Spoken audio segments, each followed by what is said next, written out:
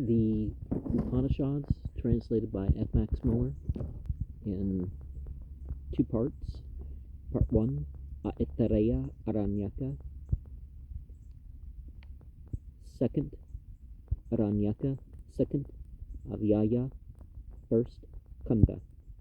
He, the sun, who shines, honored this world, the body of the worshipper, by entering into it in the form of man, the worshipper who meditates on breath.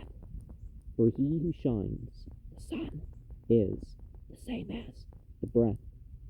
He honored this body of the worshipper during 100 years. Therefore, there are 100 years in the life of a man. Because he honored him during 100 years, therefore, there are the poets of the first mandala of the Rig Veda called the Satarkin, having water for 100 years. Therefore, people call him, who is really prana, breath, the Satarkin poets. He, breath, placed himself in the midst of all whatsoever exists, because he placed himself in the midst of all whatsoever exists. Therefore, there are the poets of the second to the ninth mandala of the Rig Veda called Madhyamas. Therefore, people call him who is really prana, breath, the Madhyama poets.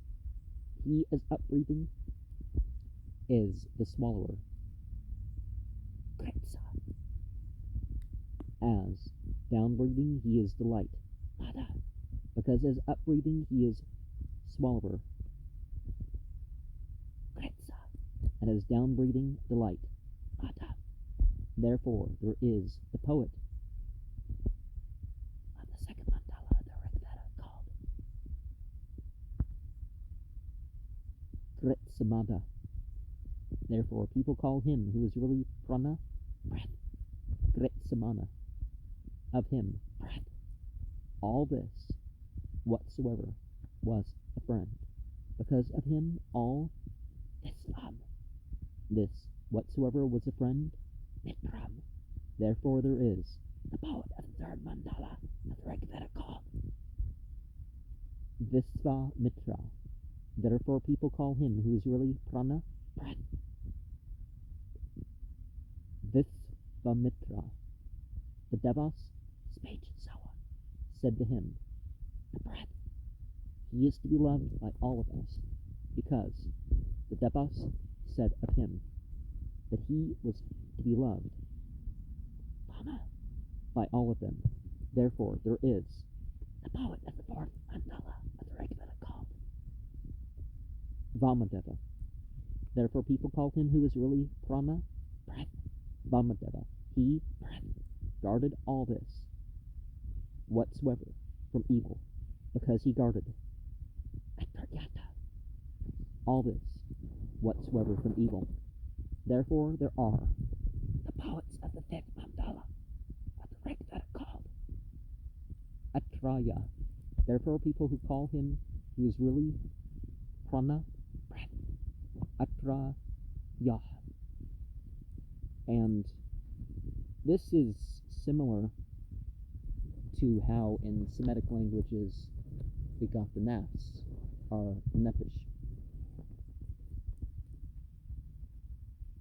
or the nefesh. But they go into a bit more detail about this side that's really is beyond just a word for wind. In the first adhyaya, various forms of meditating on Uktha, conceived as prana, life, have been declared.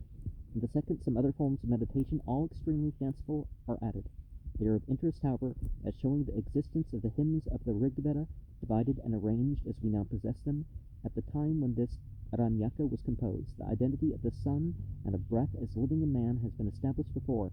It is the same power in both, conceived either in Advatam, mythological, or Adhyatman, physiological. And by mythological, we mean mythology much in the sense of the term mythos in the Bible. It doesn't mean something that's, untrue or anything like that. It means that the story has meaning and purpose. Hence the context of, it's not just any, anyways, I don't need to go into that context, but it's,